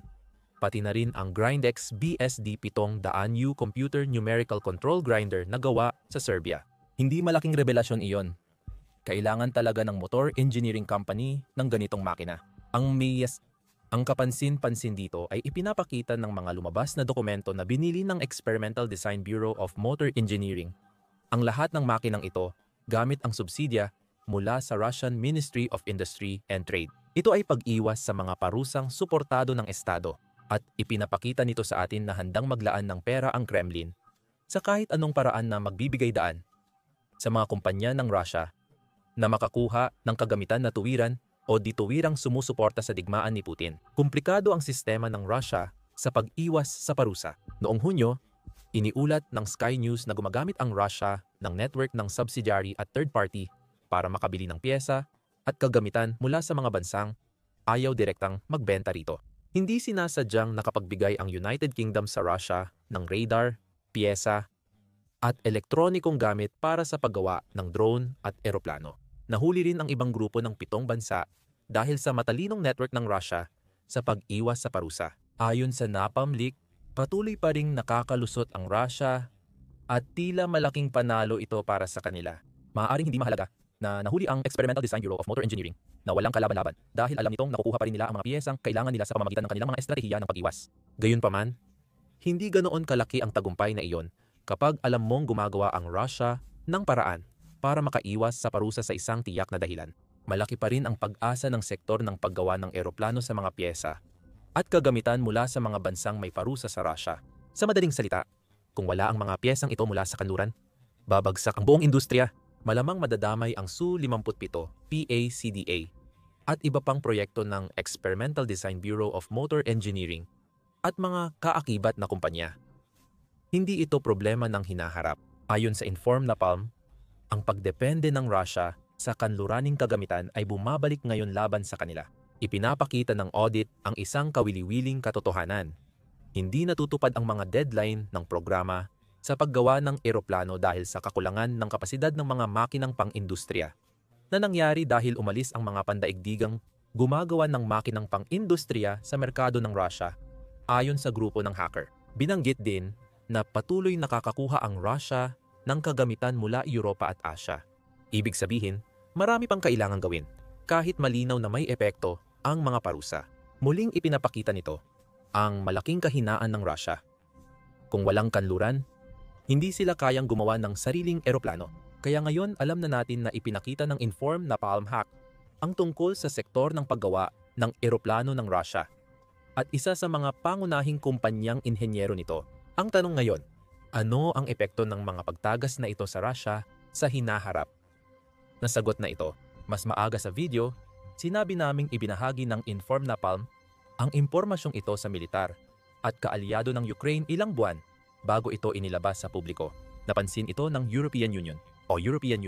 Ayon sa United 24 Media, isinama ang Experimental Design Bureau of Motor Engineering sa ika-11 na round ng European Union sanctions laban sa Russia. Mukhang dulot ito ng impormasyong inilabas ng Inform Napalm dahil sa mga hacker, natuklasan ng European Union at kanluran ang kahalagahan ng Experimental Design Bureau of Motor Engineering sa sensitibong planta ng paggawa ng eroplano ng Russia. Ang pagpapatigil sa kumpanyang iyon ay makakasama ng malaki sa Russia. Posibleng hindi na mabigyan ng Kremlin ng subsidya ang Experimental Design Bureau of Motor Engineering para makabili ng kagamitan mula sa mga bansang ayaw makipagnegosyo sa Russia. Dahil umaasa ang operasyon ng Experimental Design Bureau of Motor Engineering sa mga kagamitang galing kanluran, posibleng magdulot ng epekto ang pagkawala ng access dulot ng bagong European Union sanctions. Hindi na makakabili ang kumpanya ng mga makinang kailangan nito para gumawa ng mga bisagra para sa bomb base at kung ano pa mang iba pang ginagawa nila para sa industriya ng armas ng Russia. Opisyal na ipinasa ng European Union ang ika-11 na round ng sanctions noong Oktubre 23 na lampas pa sa pagsasanksyon sa Experimental Design Bureau of Motor Engineering. Sabi ng Konseho ng European Union, Ang bagong pakete ay para sa 69 na individual o entidad na sumusuporta sa digmaan ni Putin. Ang Belarus ay tinamaan din ng mga sanctions na idinisenyo upang pilitin ang bansa na limitahan ang suporta nito sa Russia. Ipinaliwanag ni Kaja Kallas na siyang mataas na kinatawan ng European Union para sa ugnayang panlabas at patakaran sa seguridad at tagapangulo ng Foreign Affairs Council ang mga sanctions. Katatapos lang naming pagtibayin ang aming ikalabinsiyam na pakete ng mga sanctions. Nakatuon ito sa mga bangko ng enerhiya ng Russia, mga crypto exchange, at mga entidad sa China. Bukod sa iba pa, sabi ni Kallas, ipinatutupad ng European Union ang regulasyon sa kilos ng mga Russian diplomat para labanan ang mga tangkanggulo. Mas nahihirapan si Putin pondohan ang digmaan. Bawat euro na hindi natin pinapayagan sa Russia ay di nila magamit sa digmaan. Tinapos ni Kallas ang pahayag niya sa banta. Hindi pa ito ang huling ikalabinsiyam na pakete. Mapapaisip ka kung ito lang ang nabunyag na kabiguan ng cybersecurity ng Russia, kumpanya na kabilang sa mga pinatawan ng parusa ng kanluran. Maaring nangyari na ito dati at maaring maulit kung magpapatuloy ang mga grupong tulad ng Inform Napalm. Sa mas malawak na pananaw, sinasabing lalong nahihirapan ang industriya ng paggawa ng eroplano sa Rusya dahil sa bagong parusa. Iniulat ng United 24 Media noong Hunyo na ayon sa Institute for the Study of War, hirap ang Rusya dagdagan ang produksyon ng eroplanong pandigma dahil sa parusa ng kanluran. Ayon sa Institute for the Study of War, nagtayo o nagpalawak ang Rusya ng hindi bababa sa 5 gusali sa kanilang Kazan Aviation Plant na nagdagdag ng karagdagang 19,000 metro kwadrado ng espasyo sa proseso. Ipinapakita ng satellite imagery na naganap ang konstruksyon sa pagitan ng tag-init ng 2000 at 24 at Mayo 2000 at 25. Pinili raw ng Rusya ang pasilidad na ito dahil dito ginagawa ang ilang strategic bomber at helicopter nila. Ayon sa Institute for the Study of War, may balak ding palawakin ang Kazan sa 2026. Gayunpaman, hindi gaanong mahalaga ang ganitong uri ng pagpapalawak kapag pinipilay ng mga parusa ang sektor ng paggawa ng eroplano ng Rusya. Nahihirapan ang pinalaking planta ng Kazan na makasabay sa mga hinihingi ng Kremlin dahil sa kakulangan ng manggagawa na pumipigil sa Rusya na imodernisa o palakihin ang produksyon ng kanilang mga eroplano. Lalo itong luminaw noong 2000 at 24 ng 2000 at 100 at 60 M2 at 2000 at 100 at 60 M na bomber lang ang nagawa ng Kazan. Ayon sa Institute for the Study of War, problema rin ang kakulangan ng pyesa. Tuloy pa rin ang parusa at kakulangan sa pyesa at manggagawa na nagpapabagal sa produksyon ng eroplano ng Russia kahit nagsisikap silang palawakin ang produksyon. Ayon sa Institute for the Study of War, dito nagiging mula nakakahiya hanggang epektibo ang pagtagas ng Experimental Design Bureau of Motor Engineering. Dahil sa pagtagas, na-target ng Europa ang kumpanyang kasali sa paggawa ng piyesang kailangan ng Russia para sa kanilang eroplano. Ang industriya na hirap na ngang gumawa ng mga kailangan ni Putin ay lalo pang mahihirapan ngayon. Unti-unti, nagkakaroon ng epekto ang mga parusa ng kanluran. Sa kasamaang palad, hindi ganoon kalaki ang epekto nito gaya ng dapat sana. Isa sa mga pangunahing natutunan mula sa Inform Napalm leak ay patuloy pa ring nakakahanap ng paraan ang Russia para iwasan ang mga parusa. Gaya ng nabanggit natin kanina, mahalaga ang mga bagong parusa, lalo na kung tinatarget ang mga kumpanyang tulad ng Experimental Design Bureau of Motor Engineering, pero magiging epektibo lang ito depende sa gamit na mekanismo sa pagpapatupad. Ibinahagi ito ng The New Voice of Ukraine sa ulat nila sa Experimental Design Bureau of Motor Engineering Leaks. Ayon dito, ang pagbubunyag ay nagdudulot ng mahihirap na tanong sa pulisiya para sa mga pamahalaan ng kanluran at export control authorities. Paano mapapalakas ang kontrol sa high-precision na makinang gamit, matutukoy at mahaharang ang mga intermediary procurement channel, at mapag-iisa ang secondary sanction para maiwasan ang pag-iwas dito? Idinagdag ng Euractiv ang kanilang boses sa argumento sa isang opinion piece na inilathala matapos ipatupad ng European Union ang ikalabinsiyam na round ng mga parusa. Ayon kay Rasmus Grand Bertelson, binigyang diin ng artikulo ang pangangailangan ng mas mahigpit na pagpapatupad mula sa European Union para maging epektibo ang pinakabagong at mga naunang pakete nito. Ang hindi pantay na pagpapatupad at pagsasamantala sa butas ng batas ay pumigil sa mga nakaraang pakete. Kaya nakapag-angkat pa rin ang Russia ng bilyong dolyar na kagamitan at bahagi na hindi nito dapat makuha. Sobrang sama ng sitwasyon. Ayon kay Bertelson, 70% ng dayuhang bahagi sa sandata ng Russia ay mula sa mga bansang nagparusa sa Russia. Patuloy ang mga parusa. Mabilis ding itinuro ni Bertelson ang marami laban sa Russia. Ang mga paraan ng pag-iwas, kabilang ang paggamit ng mga shell company at mga trading firm sa mga bansang tulad ng China para bumili ng mga piyesa sa ikatlong kamay, ay may kaakibat na gastos. Gumagastos ang Russia ng 2 hanggang 5 beses na mas malaki kumpara kung direkta nilang binili ang mga piyesang ito. Kahit may butas sa batas na ginagamit ng Russia, nauubos pa rin ng parusa ang pera ng kanilang makinarya ng digmaan.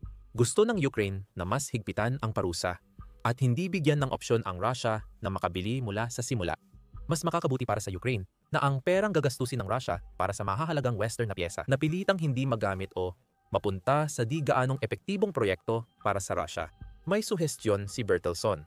Paano mas epektibo ang parusa ng European Union? Mahalagang unang hakbang ang paggawa ng pamantayan at European Union-wide na protocol sa pagpapatupad. Ang pagbabahagi ng impormasyon at regional na enforcement cluster ay lalong magpapahirap sa Russia na iwasan ang parusa ng European Union. Mahalaga rin ang pagsara ng mga ruta ng pag-iwas. Kaya kailangan ng mas mahusay na koordinasyon kaysa ngayon sa European Union. Kung mapipilitan ang Russia na harapin ang mga restriksyon sa pag-access nito sa mga cloud service at iba pang software, pati na rin ang kakulangan ng tech support sa mga nabibili nito, ibig sabihin ay mahihirapan itong magamit ng husto ang anumang kagamitan na nagawa nitong mabili. Magagandang ideya ang lahat ng ito. Kung maisa sa katuparan ng European Union at ibang bansa ang mga parusa, ay ibang usapin pa. Pero sa ngayon, ang paghihigpit ng European Union sa mga parusa nito ay maaring pinakamaliit na alalahanin ng Russia. Ang ikinababahala ng Kremlin ay hindi ito ang unang beses na napahiya ang Russia dahil sa pagtagas ng impormasyon mula sa Experimental Design Bureau of Motor Engineering. Noong Agosto, nakuha ng Ukraine ang maraming lihim na dokumento tungkol sa nuclear submarine ng Russia na Knyz Posarsky. Ibinunyag ng mga dokumentong iyon ang buong pangalan at detalye ng lahat ng tripulante ng submarine, pati na rin ang mga plano ng kanilang mga armas at mga manual sa labanan na naglalaman ng mga protocol ng tripulante. Ito ang talagang mag-aalala sa Russia. Ang pagtagas mula sa Experimental Design Bureau of Motor Engineering ay hindi isang hiwalay na insidente, kundi ang pinakabagong pagtagas na nagbubunyag sa Ukraine ng mga lihim na gustong-gustong itago ng Russia. Halos lahat ng bagong gawa ng Russia ay nahahak ng Ukraine. Ipinapakita nito na may seryosong issue sa seguridad ang Russia na di nila masolusyonan. Kahit masolusyonan agad ng Russia ang mga butas sa seguridad, maaaring walang epekto ito. Bakit? Ang pagtagas ng impormasyon mula sa Experimental Design Bureau of Motor Engineering ay simula pa lang. Sabi ng United 24 Media, ayon sa Inform, Napalm at Phoenix, ang mga tagas mula Experimental Design Bureau of Motor Engineering ay simula pa lang ng mas malawak pang serye ng publikasyon. Maglalabas pa sila ng impormasyon na maglalantad sa kahinaan ng paggawa ng mga eroplanong Ruso. Anumang gawin ng Russia ngayon ay parang nagsasara ng pinto matapos makatakas ang kabayo. Nasa kamay na ng Inform, Napalm ang mga sikreto na ibig sabihin ay malamang nasa kamay na rin ito ng Ukraine at ng mga kaalyado nito. Ang magagawa na lang ng Russia ngayon ay umupo at maghintay kung ano pa ang ibubunyag ng Ukraine tungkol sa mga nalalaman nito. Ito ang pinakabago at pinakamalakas na nuclear torpedo submarine ng Russia na layong magbigay sa bansa ng higit na kontrol sa mga daluyan ng tubig sa mundo sa pamamagitan ng pagbibigay ng palaging naroroon at nakatagong banta laban sa mga kaaway ni Vladimir Putin. Napakakumpiyansa ng Russia sa kanilang bagong submarine kaya't pinangalanan nila ang mga sandatang dala nito na Poseidon, hango sa Griegong Diyos ng dagat. May problema sa makadiyos na sandata ng Russia at sa submarinong may dala nito dahil wala itong praktikal na saysay. Walang silbi ang bagong doomsday sub ng Russia. Kaya isa na naman itong proyektong nasayang ang bilyon-bilyong dolyar. Ayon sa United 24 Media, nag-ulat noong Nobyembre 4 tungkol sa opisyal na pagpapakilala ng nuclear-powered submarine ng Russia na Khabarovsk. Ayon sa ulat, espesyal na idinisenyo ang submarine na iyon para sa Poseidon. Inilunsad ito sa Sevmas Shipyard sa Sevodovinsk 3 araw bago lumabas ang media report. Pero hindi ibig sabihin na ginagamit na ang submarine. Sa madaling salita, pinapatunayan muna ng Russia sa sarili nito at sa iba na gumagana ng maayos ang submarine bago ito subukang ipasok sa mass production. May kakaiba sa seremonya ng paglulunsad. Ang Khabarovsk at ang bagong sandata nito ay magpapalakas sa kakayahan ng Russia na magpakita ng lakas nuklear sa hindi pa nakikitang antas. Gayunpaman, kaunti lang ang ibinunyag ng Russia sa opisyal na paglulunsad ng bagong submarino. At hulihan lang nito ang ipinakita sa event. At kahit iyon ay sapat na para magsimulang magtaas ng alarma ang ilang mga analyst tungkol sa hindi pagkakatugma ng pahayag ng Russia tungkol sa bagong sandata at ang aktwal nilang kakayahan. Malaki ang posibilidad na ang bagong submarino ng Russia ay ganap na walang silbi at sa higit pang mga paraan kaysa isa. Bago yan pag-usapan, tingnan muna natin kung ano ang nais ipaniwala ng Russia sa mundo ukol sa Khabarovsk at sandatang Poseidon nito. Ayon sa Newsweek, inilathala noong Nobyembre 4 ang mahahalagang detalye ukol sa sinasabing kakayahan ng bagong submarino ng Russia. Ayon sa Russian Defense Ministry, ang bagong submarino ay gagamitin ng Navy para sa iba't ibang misyon gamit ang modernong sandata at robotic na kagamitan sa ilalim ng tubig. Para magawa iyon, iniulat na ibinatay ng Russia ang Khabarovsk sa kanilang kasalukuyang Boray class na mga submarino na sinasabing nagbibigay sa bagong submarino ng kakayahang magtago nang hindi nakikita sa ilalim ng karagatan. Mga alon, handang umatake. Iniulat na ang submarino ay may 10,000 toneladang displacement kapag nasa ibabaw at pinapagana ng nuclear reactor na nagbibigay dito ng walang limitasyong saklaw. Sinasabing ito rin ay may iba't ibang uri ng mga sandata. Maliban sa Poseidon, dapat may anti-ship cruise missile at torpedo ang submarino para labanan ang ibang unit ng hukbong dagat. Bukod doon, kulang ang impormasyon. Pinaniniwala ang kayang maglayag ng submarino ng 32 knots at may 100 crew. Ang misyon ng submarino ay tumatagal ng 90 hanggang 120 araw. Alam din na ang submarino ay nasa ilalim ng pagdevelop ng hindi bababa sa 1 dekada. Dahil inilagay ang keel nito noong Hulyo 2014, ito'y magkakaroon ng digital na radyo, automatikong control system, at PMU lifting mast device na may surveillance radar. Militar, ibinunyag ng Rusya. Gayunpaman, ang kaunting detalyeng ito ay hindi nagpapatunay na mas magaling ang submarino kaysa sa mga nasa arsenal ng Rusya. Lihim pa rin ang natitirang bahagi ng proyekto na nais panatilihin ng Rusya. Ang totoong kinatatakutan ng Rusya ay hindi ang submarino, kundi ang sandatang Poseidon na dala nito. At talaga namang mukhang mahal na mahal ni Putin ang Poseidon. Noong Oktubre 29, ibinunyag ng Reuters na sinasabi ni Putin na nasubukan na ang Poseidon. Tinawag ng outlet na isang super torpedo, ang sandatang ito ay mas tamang ilarawan bilang isang drone na inilulunsad mula sa submarino na kumikilos na parang torpedo, ngunit may mas malawak na saklaw. Ayon sa Reuters, tinatayang kayang maglakbay ng Poseidon ng mga analyst ng hanggang 10,000 kilometro o 6,000 at 200 milya. Kaya nitong gawin iyon kahit tumatakbo sa bilis na 185 kilometro o 114 milya bawat oras. Nakakatawa. Naging madaldal si Putin tungkol sa bagong sandata ng Russia habang nagkakape at kumakain ng cake kasama ang ilang veteranong Ruso ng digmaan sa Ukraine sa Moscow. Sa unang pagkakataon, nagawa naming hindi lang ito ilunsad gamit ang launch engine mula sa isang submarinong carrier, kundi pati na rin ang paganahin ang unit ng nuklear na kapangyarihan kung saan ang kagamitang ito ay tumagal ng ilang oras. Ayon kay Putin sa mga sundalo, bago pa niya idagdag, wala pang katulad nito. Nagbahagi ang The Washington Post ng dagdag na detalye tungkol sa bagong sandata ng Russia sa artikulo noong Nobyembre 1. Ang drone torpedo ay gawa para sa lihim na paglalakbay sa ilalim ng dagat, tulad ng submarino na magpapalipad nito. Kailangan ng Khabarovsk dahil ito na lang ang Russian submarino na kayang magdala ng 70 talampakang Poseidon, pinapagana ng nuclear reactor, at kayang magdala ng nuclear warhead. Ayon sa Washington Post, maaaring halos walang limitasyon ang saklaw ng Poseidon na magpapahintulot dito na tumawid ng buong karagatan bago tamaan ng target.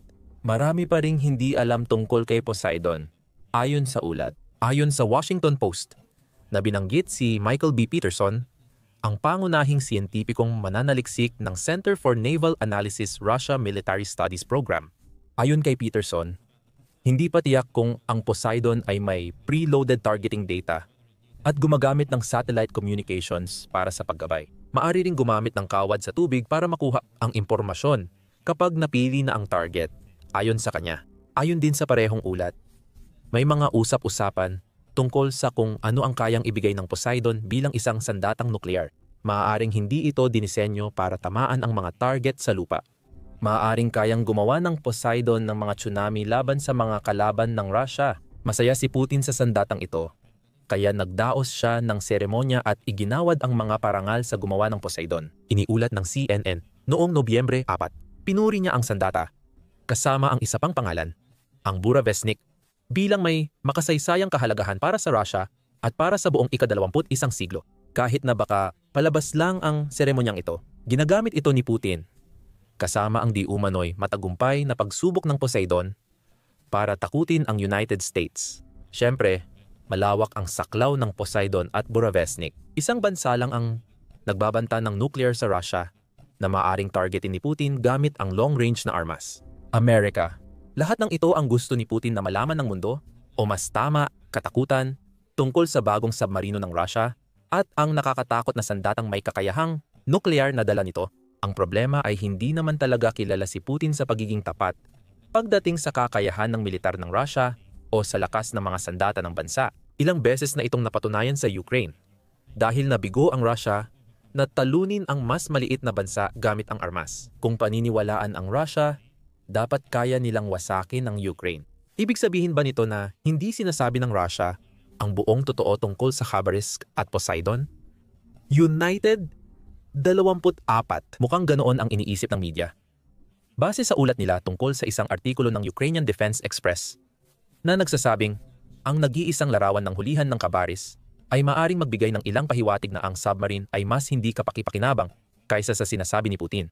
Kakaunti lang ang natatanging disenyo na pinili ng Russia para sa bagong submarine. Tulad ng nabanggit, mukhang ang Khabarovsk ay base sa Bore-class ballistic missile submarines ng Russia.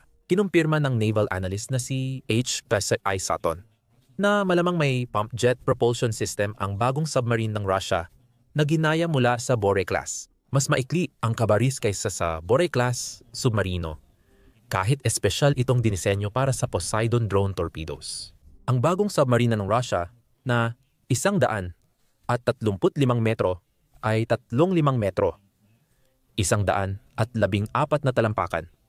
Mas maikli kaysa Bore-class. May ulat na mas maliit pa ito. Ano ngayon? Maaaring isipin ng iba. Mas maganda pa nga para sa Russia ang mas maikling submarine dahil mas mahirap matukoy sa ilalim ng dagat ang Khabarovsk. Maaring totoo o hindi iyon.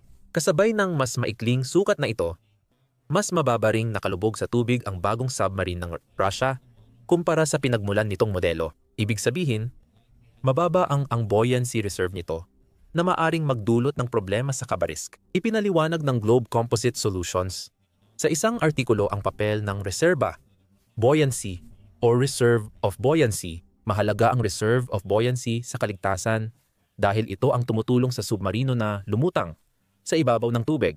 Kapag mas mataas ang reserve of buoyancy, mas mabilis na umaabot ang submarino sa ibabaw at mas matagal itong nananatili doon. Kapag nangyari na iyon, kailangan ang kakayahang mabilis na lumutang sa mga pagkakataong nasira ang submarino. Halimbawa, ang butas ay pwedeng magdulot ng pagbaha na magpapalutang sa tripulante, tatamas sila sa mga bagay at makakaranas ng pagsabog. Gawin din ito kapag kailangang lumutang ng matagal ang submarino, lalo na kung binabasag ang makapal na yelo. Dapat mataas ang reserve of buoyancy para manatili itong nakalutang sa ibabaw ng tubig. Ang mas maliit na reserve of buoyancy ng Khabarovsk kaysa sa Bore-class submarino ng Russia ay tila kakaibang desisyon na parang isinusugal ng Russia ang kaligtasan. Kung madamay ang crew ng Khabarovsk sa sakunang naranasan ng submarino noong 2000, maaaring ang mas mababang reserve of buoyancy ng submarino ang magtakda ng buhay o kamatayan para sa crew. Ngayon, bukod sa posibleng issue sa buoyancy, may usap-usapang aspeto ng Khabarovsk na maaaring wala rito. Iniulat din ng Defense Express na maaaring wala talagang missile launch silos ang Khabarovsk. Kailangan nitong magpakawala ng anti-ship cruise missiles Muli, mahalaga dito ang laki ng submarino. Nabanggit na rin na sobrang laki ng Poseidon para magkasya sa alinmang Russian submarino. Kasiya ito sa Khabarovsk. Pero posible na nagagawa ito dahil isinakripisyo ng submarino ang espasyo na karaniwang kailangan ng ibang tradisyonal na mga sandata. Sa pinakamasama, maaaring ibig sabihin nito na ang Khabarovsk ay nilagyan lang ng Poseidon, mga sandatang may kakayahang nuclear, at wala nang iba pa. Ayos lang yon kung hindi matutuklasan ng submarino. Pero ano ang gagawin ng mga tripulante nito kung harapin sila ng ibang barko? Tila baliw ang pagpapasabog ng nuclear sa kabilang barko. Lalo na dahil sa kakayahan ng Poseidon na lumikha ng tsunami. Kung lalaban ang Khabarovsk malapit sa baybayin ng Russia, mas malaki ang pinsalang magagawa ng Poseidon sa Russia kaysa sa kalaban. May tanong kung eksakto nga ba ang Poseidon sa pagtama ng maliit na target sa ilalim ng alon. Para sa mga sasakyang dagat, ang Poseidon ay underwater drone. Mukhang wala itong laban sa barko. Hindi makakapaghulog ng depth charges o anti-submarine missiles. Dapat lagyan ng anti-ship missiles ang Khabarovsk. Posible, Major, na hindi ito mula sa ulat ng Defense Express. At maaaring malaki ang limitasyon nito sa paggamit ng Russia. Kahit magkaiba ang dalawang depekto ng disenyo, hindi ito sapat para mawalan ng silbi ang Khabarovsk. Maaaring totoo na tila walang malinaw na dahilan kung bakit itinayo ng Russia ang submarino. Kung totoo ang sinasabi ng Russia tungkol sa Poseidon, wala nang silbi ang submarino na kayang magpalipad ng sandatang iyon. Mayroon itong tinatayang saklaw na umaabot mula 6,000 milya hanggang walang hanggan. Iyon sa United 24 Media. Ang saklaw ay dahil sa maliit na nuclear reactor sa drone torpedoes, kaya hindi na kailangan ng submarino para ilunsad ang sandata. Ayon sa United 24 Media, kung totoo ito, pwedeng ilunsad ang Poseidon mula sa baybayin ng hindi kailangan ng mahal at espesyal na submarino. Kaya pa ring tamaan ng Russia ang silangan at kanlurang baybayin ng United States gamit ang Poseidon, at ang walang limitasyong saklaw nito ay magbababala sa buong mundo. Kaya bakit kailangang umiral pa ang Khabarovsk? Sa totoo lang, may dalawang posibleng sagot sa tanong na iyan. Hindi naman talaga kailangan ng una. Nabanggit na nasa ilalim ng pag-develop ang Khabarovsk mula 2014, ipinapakita nitong nagsimulang gumawa ang Russia ng submarino bago pa naisip ang sandatang Poseidon. Isantabi muna natin ang umano'y mabilis na pag-develop ng Russia sa Poseidon. Ipinapahiwatig nito na maaaring orihinal na dinisenyo ang Khabarovsk para sa ibang layunin at kamakailan lang ito inangkop para magamit sa bagong sandata ng Russia. Ginastos ng Russia ang milyon-milyong dolyar sa proyektong walang kalamangan kumpara sa Boray-class submarino nila. Ngayon, pilit nilang pinapaliwanag ang ginastos nila. Sa pangalawang sagot, maaaring hindi kasing kapaki-pakinabang ang Poseidon gaya ng sinasabi ng Russia. Ayon sa Defense Express, baka kailangan pa rin ng Russia ang Khabarovsk kahit limitado. Dahil hindi kasing husay ang navigation system at abot ng Poseidon gaya ng ipinagmamalaki nila. Ang mas masama kaysa sa sinasabi ng Russia ay nagdudulot ng problemang submarino lang ang solusyon. Kung mas maikli ang abot, nangangahulugan ito na kailangan ng Russia ng submarino na makakalapit sa target nito. At halos wala sa iba pa nilang submarino ang akma para dito. Kung hindi eksakto ang Poseidon, may panganib na magpalabas ang Russia ng sandata mula baybayin na maaaring magkamali ng target at magdulot ng pandaigdigang krisis. Maaaring tamaan ng Russia ang bansang hindi nila target. Kaya posibleng mapunta sila sa sitwasyong talo-talo. Maaaring may problema pa ang Poseidon na baka hindi matupad ang mga pangako ni Putin. Maaaring ilahad ang problemang iyon sa isang tanong. Kailan gagamitin ng Russia ang sandatang ito? Ang isang nuclear drone torpedo na sinasabing kayang maghatid ng apokaliptikong senaryo sa kahit anong baybayin na target ng Russia ay tunog napakalaking banta. Sa papel, ginagamit ng Russia ang sandatang ito para ipakita sa United States na hindi ito kayang salagin o matukoy ng depensa ng Amerika. Ayon sa Lansing Institute noong Oktubre, binabago ng Russia ang mga patakaran sa kalikasan at predictability ng nuclear deterrence, kaya naging issue na ito sa sarili nitong karapatan. Kung totoo ang sinabi ng Russia tungkol sa Poseidon, ito ay isang komplikadong sandata na ayon kay Putin ay kakaiba at walang katulad sa mundo. Paano ito ginagawa ng Russia? Aling bahagi ng Poseidon ang gawa sa mga bansang kanluranin na kasalukuyang nagsasagawa ng mga parusa laban sa Russia at tiyak na maghihigpit pa kung mapapatunayang tunay na banta ang Poseidon. Dagdag pa, kung sinusubukan ng Russia na guluhin ang mga patakaran tungkol sa paggamit ng sandatang nuklear. Lalo na pagdating sa pagiging predictable nito, baka sila rin mismo ang mahirapan sa bandang huli. Pwedeng piliin ng United States ang preemptive strikes kapag nasa dagat na ang Poseidon. Halimbawa, at kahit na maging matagumpay ang paglulunsad ng Poseidon, ano na ang susunod? Kayang sirain ng nuclear drone torpedo ang baybayin ng Amerika. Ngunit hindi nito mapipigilan ang United States na gumanti ng sariling sandatang nuklear. Ano nga ba talaga ang layunin ng Poseidon? Maliban sa pagiging paraan ni Putin para makipagtagisan na naman ng lakas at ego laban sa United States, malaki ang posibilidad na hindi kailanman maglalakas loob si Putin na gamitin ang Poseidon. Kahit pa totoo ang lahat ng sinasabi ng leader ng Russia tungkol dito. At kung ganoon nga, lalo lang nitong pinapatunayan na walang silbi ang mga kabaris. Kung ang tanging dala lang ng submarino ay mga sandatang Poseidon, magiging target ito na kailangang sirain agad kapag na-detect ng kahit anong bansa. At kahit isang submarinong pinapagana at nilagyan ng nuklear, ay hindi rin gaanong kapakipakinabang kung wala naman itong panangga para protektahan ang sarili laban sa mga tradisyonal na sandata. Isa pang posibilidad, baka kasinungalingan lang talaga si Poseidon dahil hindi malinaw kung paano masusubukan ng Russia ang sandatang kayang magdulot ng tsunami mula sa nuclear bomb nang hindi ito